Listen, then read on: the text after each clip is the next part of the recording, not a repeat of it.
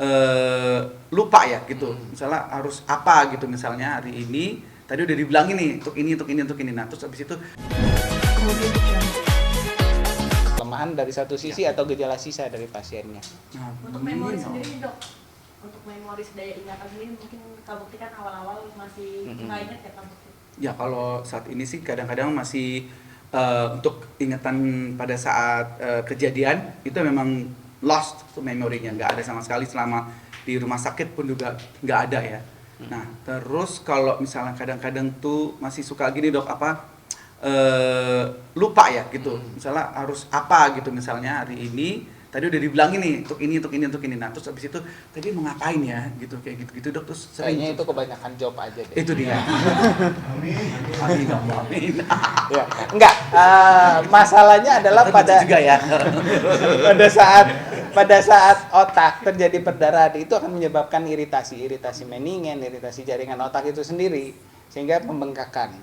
Pada saat bengkak, otak tidak akan bekerja dengan baik sehingga pasien tidak ingat apapun itu. Apapun yang terjadi pada saat itu tidak ingat. Mungkin ingatan kembalinya setelah 2 mingguan ya. Karena pada waktu itu melewati fase demam tinggi juga di ICU. Makanya kita rawat agak lama di ICU waktu itu. Ya, betul. Itu. Ya, tapi kalau sampai sekarang ya namanya otak pada saat sudah ada pecah pembuluh darah dengan iritasi yang berat, pasien sampai tidak sadar, iritasi itu sudah membuat gejala sisa pada otak. Untung sesimpel gangguan memori yang masih bisa di-recall, buat saya itu sudah sangat cukup baik karena mengingat kondisi pada saat itu, kondisi pasien sudah sangat parah. Apalagi Kak Bukti workaholic nih dok, mungkin ada ini nggak sih dok, sampai sekarang pakem jam dan waktunya, apalagi sekarang kan Kalau pakem jam dan waktu kita nggak menentukan, intinya sih kita karena durasi ketahanan tiap pasien itu beda-beda. Kita nggak bisa menentukan durasi ketahanan pasien itu sama. Pada saat mereka lelah, disarankan untuk istirahat. Pada saat mereka sudah nggak kuat, tolong stop. Itu aja. Oke. Dan yang penting dipertahankan saat ini pada pasien dengan riwayat aneurisma yang pecah adalah selalu tensi. Tensi, dan tensi. Yang lain tidak mengedan. Atau batuk, bersin, jangan terlalu hebat.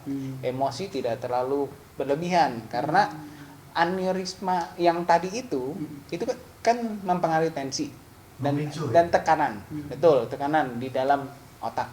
Itu yang akan membuat timbulnya aneurisma baru. Yang kita harapkan adalah jangan sampai. Kalau sudah ada aneurisma itu dicegah supaya tidak pecah. Itu aja. kan tadi Kak Bukti bilang kalau teriak-teriak kalau lagi nge-MC langsung pusing gitu dok. Iya, memang biasanya tekanan itu meningkat kalau teriak-teriak ya di dalam kepala, makanya rasa nggak nyaman itu terjadi gitu. Kondisi kayak gimana sih dok yang mewajibkan Kak Bukti buat cek up lagi? Sebenarnya kondisi apapun yang berhubungan, contoh kayak misalnya tiba-tiba kayak sakit kepala hebat dan progresif, atau sakit kepala akut tapi tiba-tiba sakitnya sangat hebat, itu harus segera. Ya, tapi kondisi lain, contoh kayak misalnya sakit kepalanya ringan-ringan aja boleh dilakukan check up sebenarnya, boleh harus diperiksa. Nah, yang nggak perlu dikhawatirkan itu contohnya kayak sakit kepala sementara lalu hilang, itu masih oke. Tapi tolong cek berkala aja karena pasien dengan aneurisma itu rentan untuk timbul aneurisma yang tadi. Gitu. Udah? Cukup ya. Kasihan dokternya. Udah menetapkan sembuh 100% ya? Untuk sembuh 100% kita harapkan seperti itu, tapi nggak ada yang kata persen 100% untuk sembuh. Kita nggak menetapkan persen. Yang kita pengenkan adalah hasil terbaik semaksimal mungkin. Kalau bisa 110%, kalau bisa 1000%. Amin, amin, Allah. Ya, targetnya kita di situ. Amin. Oke. Makasih dok. Sukses selalu ya dok. Tuh dapat 1 kotak makan ya. Untuk gejala mungkin ya. Oke, seperti yang saya bilang tadi, sakit kepala yang progresif dalam artian semakin hari semakin tambah sakit. Setiap sakit dia tambah berat. Misalkan kalau kita ada pain analog scale, itu artinya dia menghitung angka atau scoring nyeri 1 sampai 10. 1 itu sakit ringan, 10 itu sakit berat yang sampai tidak bisa aktivitas duduk dan berdiri. Nah, kita di mana? Hari ini misalkan di 3. besok di 5 itu sudah sampai butuh obat ya.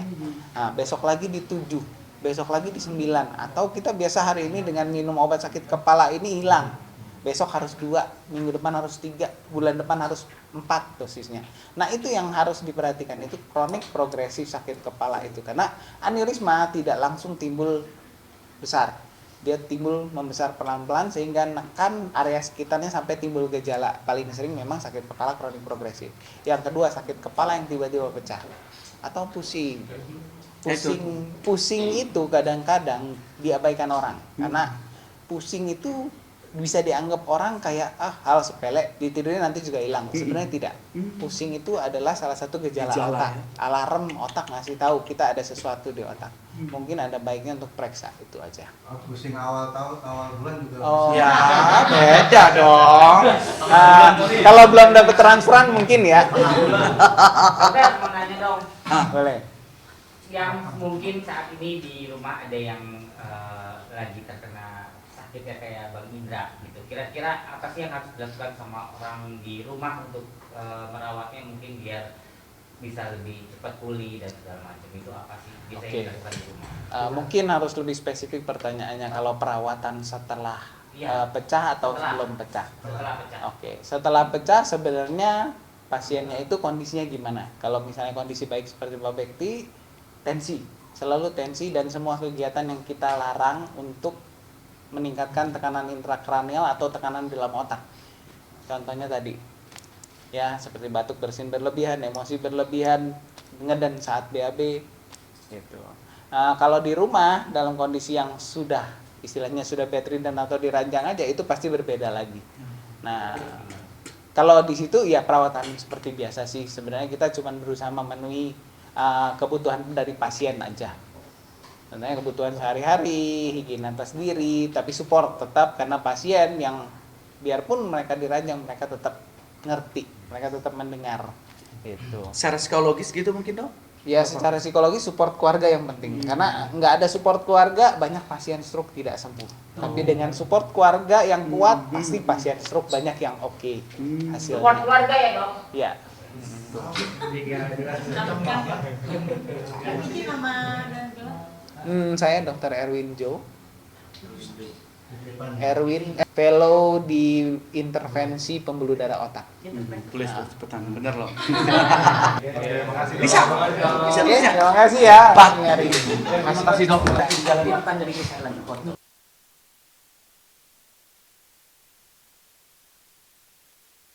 Gimana? Oke dokter, mungkin seperti apa sih kondisi Kak Indra Indra Bekti. Bekti untuk saat ini, kan dia udah perawatan selama 2 tahun, mungkin seperti apa nih dok? Sebenarnya dari pemeriksaan saraf pasiennya sih sudah normal dalam kondisi baik, bahkan bisa dibilang tidak ada gejala sisa sedikit pun secara fisik. Tapi ya memang memori pasti ada pengaruh dikit.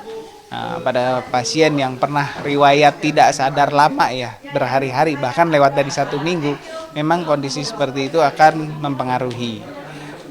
Untuk saat ini dia masih rutin treatment apa sih dok yang harus wajib gitu dari dokter sendiri terkait pembuluh darah, kan emang agak dokter ya? Ya, sebenarnya dari dokter saraf lebih mempertahankan ketensinya aja. Selama tensinya baik, pasien akan baik. Dan aktivitas seperti kayak mengedan saat BAB, batuk dan bersin berlebih, itu yang harus kita hindari.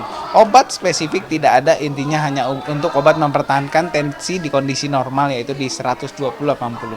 Oke, untuk ini sendiri apa kayak menghindari sendiri dari pembuluh darah kumat itu mungkin seperti apa sih dok?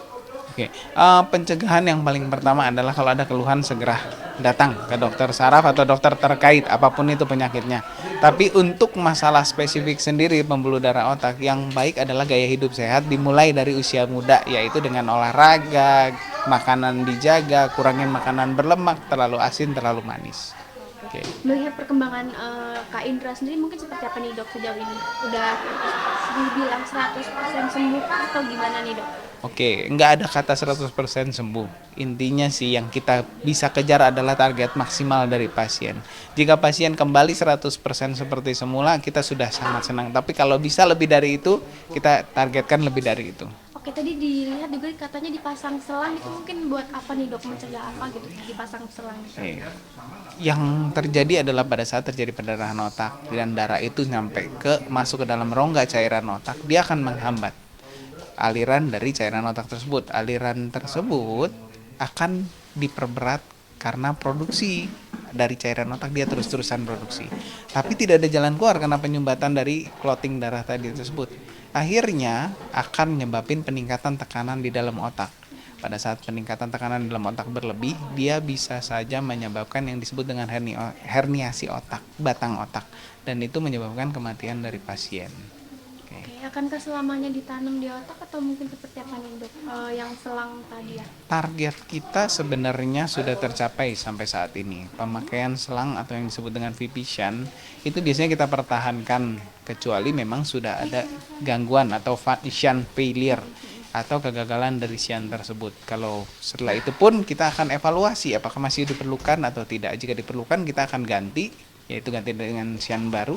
Kalau memang tidak diperlukan boleh bisa dilepas. Oke, untuk kasus kayak Indra Bekti ini sendiri berarti gimana nih? Dilepas kah atau akan selama? Sampai saat ini belum terjadi shunt failure, jadi kita biarkan dulu di sana. Oke.